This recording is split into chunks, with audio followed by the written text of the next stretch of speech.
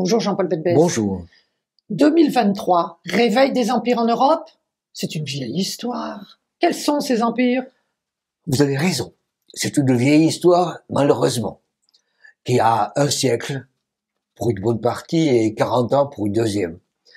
Et troisièmement, ces empires, ce sont les empires qui viennent de la Première Guerre mondiale et qui ont été très souvent très affectés. D'abord, il y a l'Empire allemand qui a perdu la guerre, qui doit payer les réparations, qui conduira à des tensions au sein de l'Allemagne, à la montée du nazisme et à la Deuxième Guerre mondiale. Ensuite, il y a un deuxième empire qui est l'Empire ottoman, qui était allié aussi aux Allemands, qui a perdu la guerre et qui doit perdre des territoires, des îles à faveur des Grecs, et ce qui explique aujourd'hui la situation très tendue de Erdogan.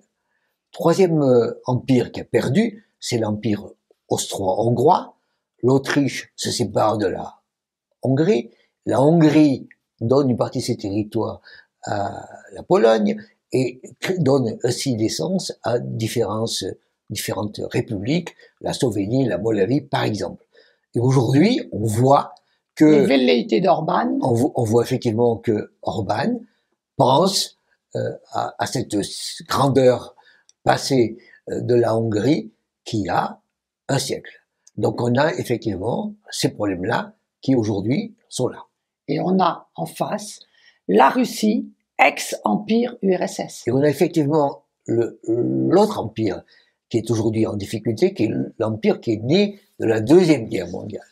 C'est-à-dire l'Union soviétique est née de la Deuxième Guerre mondiale, mais s'est effondrée en 90, autour des années 90. Et aujourd'hui, on voit bien à quel point Poutine rêve de l'URSS et rêve de reconstruire cette URSS avec un essayant de voir ce qui se passe dans ce qu'on appelle les stans et évidemment surtout en essayant de reconquérir l'Ukraine.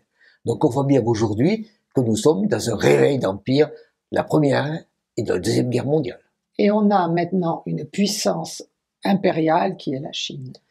En plus, c'est-à-dire que grosso modo, on a un nouvel empire qui auparavant était, disons, calme et qui maintenant devient puissant. Donc on est effectivement dans un réveil des empires, dans une revendication des empires. Et comment équilibrer tout cela? Équilibrer, ça veut dire trouver un rapport de force. Or, ce rapport de force a fondamentalement changé depuis la Deuxième Guerre mondiale. Nous étions protégés, de certaine manière, en Europe, par l'Empire américain. L'Empire américain était le plus puissant de tous, sans contexte, et il nous garantissait une protection par l'OTAN. Aujourd'hui, tel n'est plus le cas.